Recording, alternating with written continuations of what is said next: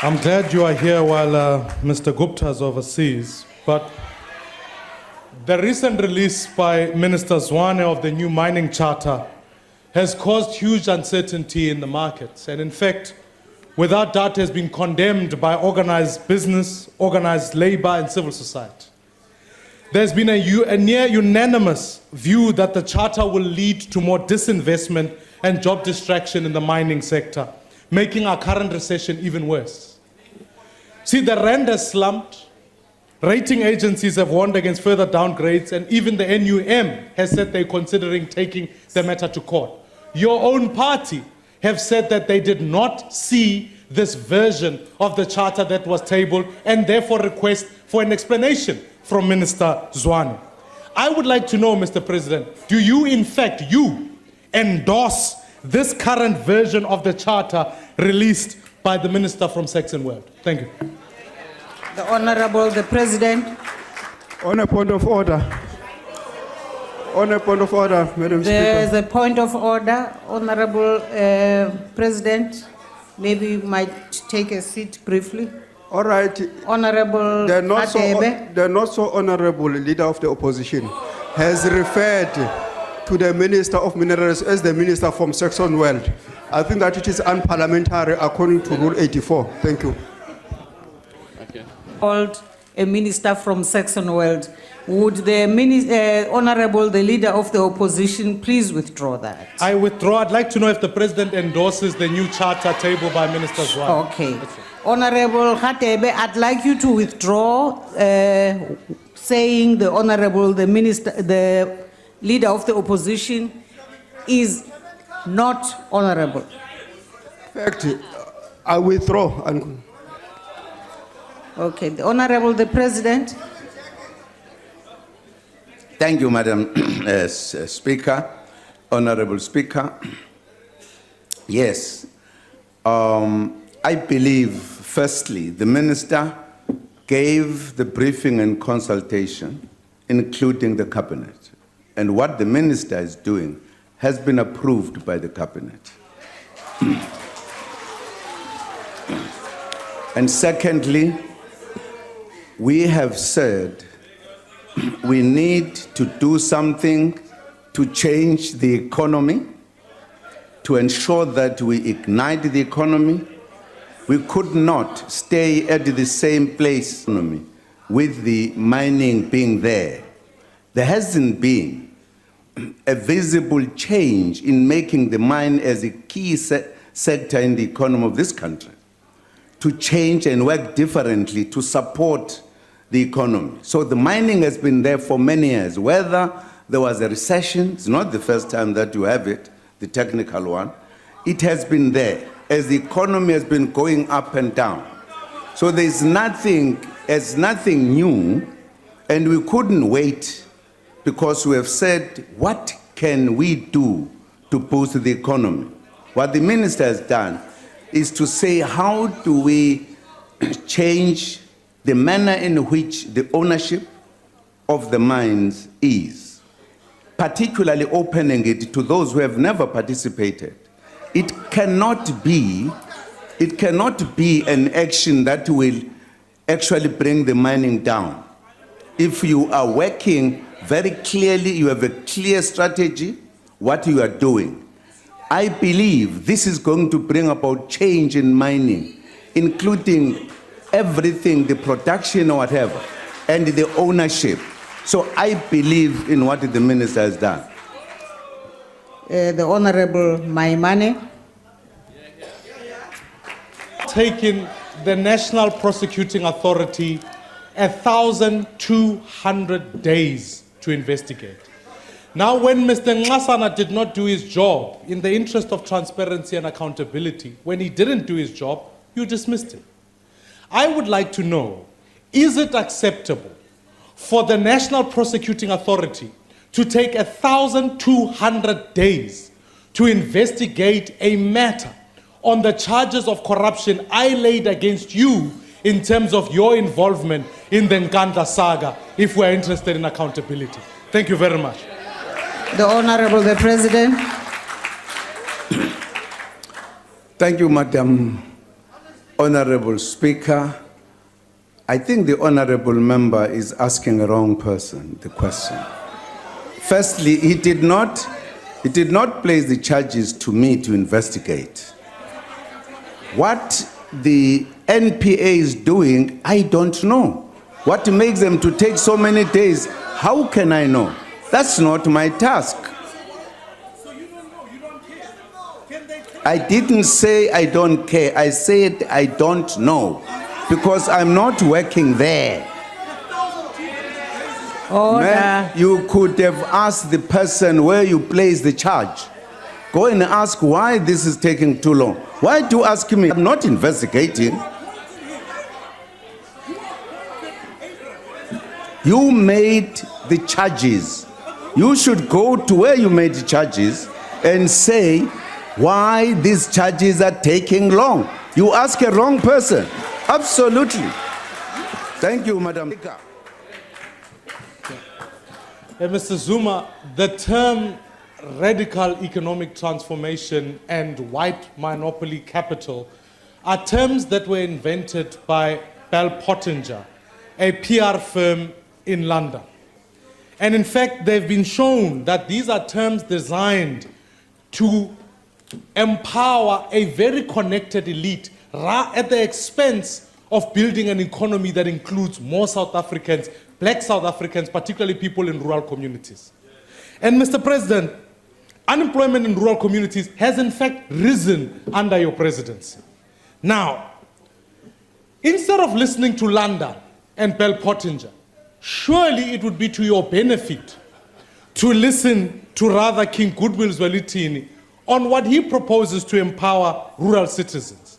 In fact, he says that Goodwill Zwelithini says that to give South Africans secure title deeds for their own land is the best way to empower them. Would your government support this statement and put programs to assist or listen to Parl? And you assist? The Honorable, the President. Don't raise things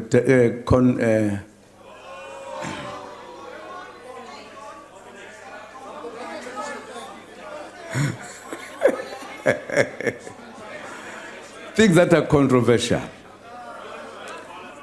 You use the words that come from London in the whole speech that we've made now. English. You say other people should not use those words.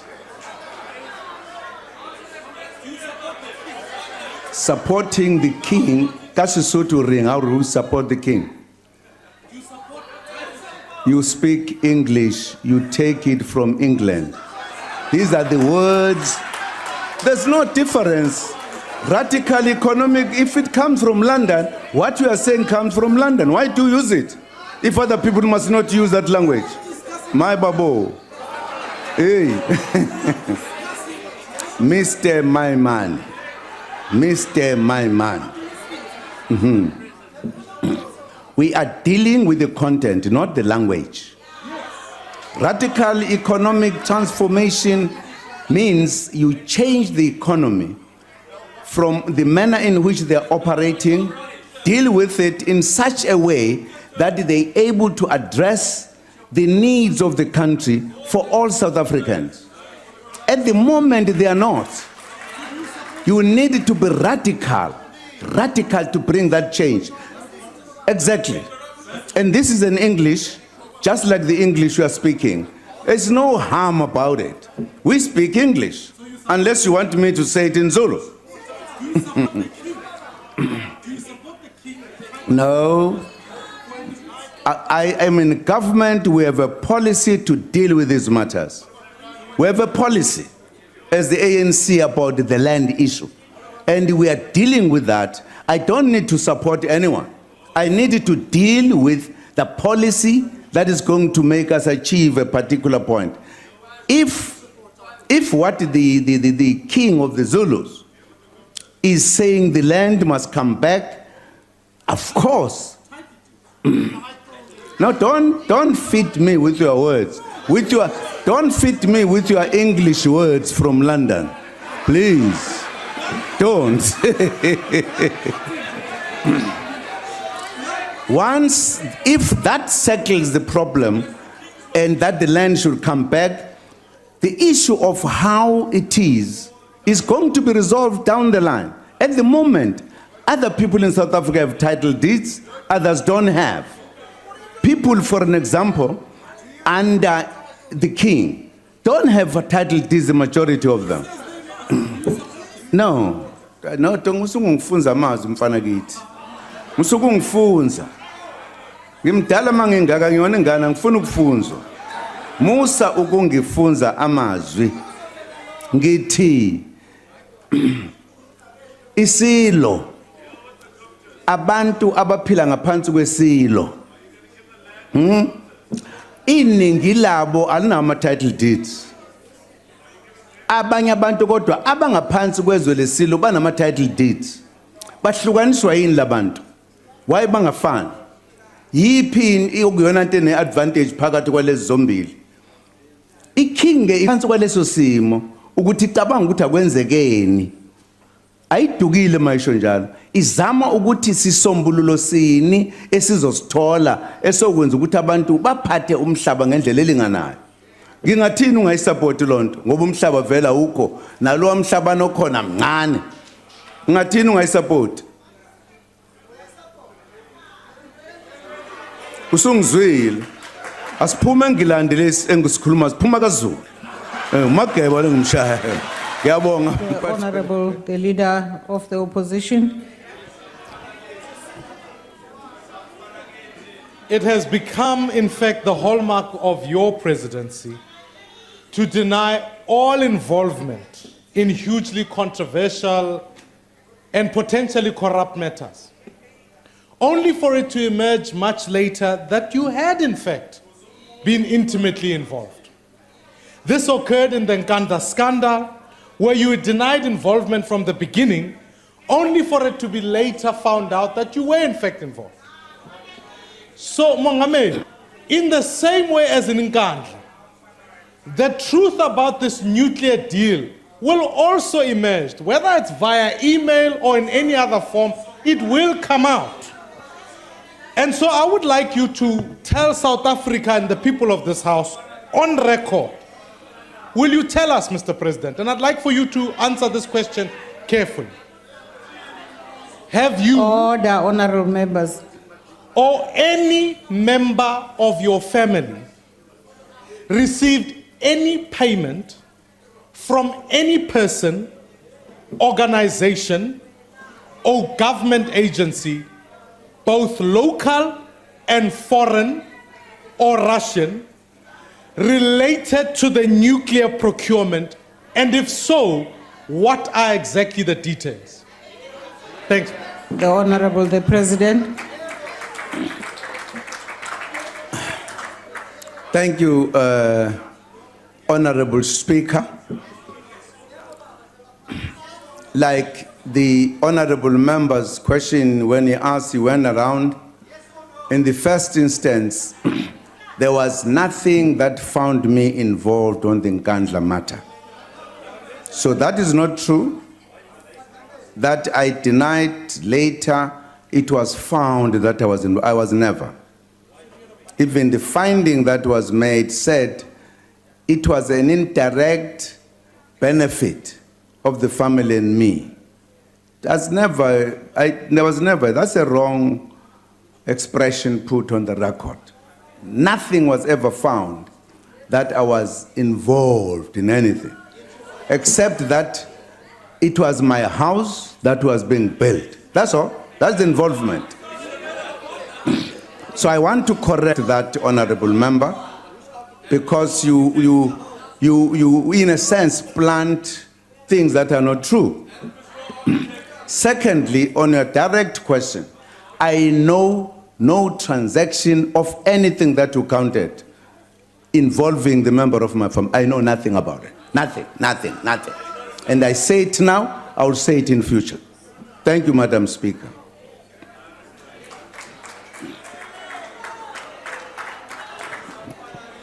Mongameli, in fact, the question is incorrect. Truth be told, unemployment in South Africa has not remained steady. It's kept going up and up. The reality of it is that today we are at an all-time high as far as unemployment is concerned, and young people are the most affected by it. In truth, Mr. President, 65% of young South Africans of the ages between 15 to 24 are today unemployed. But worst of all, the only young people or young person who has benefited from your government is your own son. In fact, I want to quote for you what you said when you were describing uTutuzane. You said, "Tutuzane is my only son who deals with money. You must help him." Now, On a point I'm of here order, on behalf of the other children in South Africa who are point not of order, Tutuzane. Speaker. There's a point of order. Speaker, I want to. Please stand on take the- your seat, Honorable President and Honorable Leader of the Opposition. I'm rising There's a on. point of order. I'm rising on rule number 88, which is upon judges and certain other holders of public office. And it actually reads to the extent that it says that no member may reflect upon the competency or integrity of a judge, of a superior court, the holder of a public office in a state institution from such office is dependent upon a decision of this House. Because in the manner in which the leader of the opposition asks his questions, he actually reflects upon the integrity of the president, whose removal from office depends from all of you continue to make insinuations upon the office that he occupies. Thank you, Speaker. Speaker, I do, Honorable Waters, please let me finish with this point of order. I note the point. Can you concede that today that your presidency has failed South Africa's youth? The Honorable, the President. Thank you, Madam Speaker. Firstly, the unemployment has been growing all over the world. It's not South Africa only. It's not South Africa only because the economy has affected globally. Just to correct that fact. It's not, we have asked you a question, you can't keep on asking a question. Allow me to answer you. Yebo. We need to put that in correctly. Because you put the question as if it is only South Africa that has unemployment growing. Is a global problem that has been accepted by the global leaders as a time bomb to everybody else. It's not a South African problem only. It's a problem that faces the world for a variety of reasons, which we could debate when we have time outside of Parliament. Secondly, Tutuzane, I've not heard, you let me know, that he has ever benefited his business that is involved in from government, where Zuma has participated to say, give him something. Never, I've never done that. He is involved in business in his own accord. And there were circumstances why he had to go to business. He started by working and then later became a business person. And because he's a son of a president, there is no law that says he cannot get involved in business. And I deal with many young people who are successful. Many. If we have never met them, you are an unfortunate South African. We've just met Tutuzane only. Very unfortunate leader.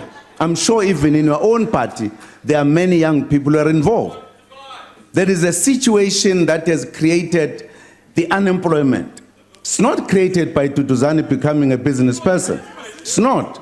No, we are saying he's the only one who has succeeded, others have not. Not true. There are many factors.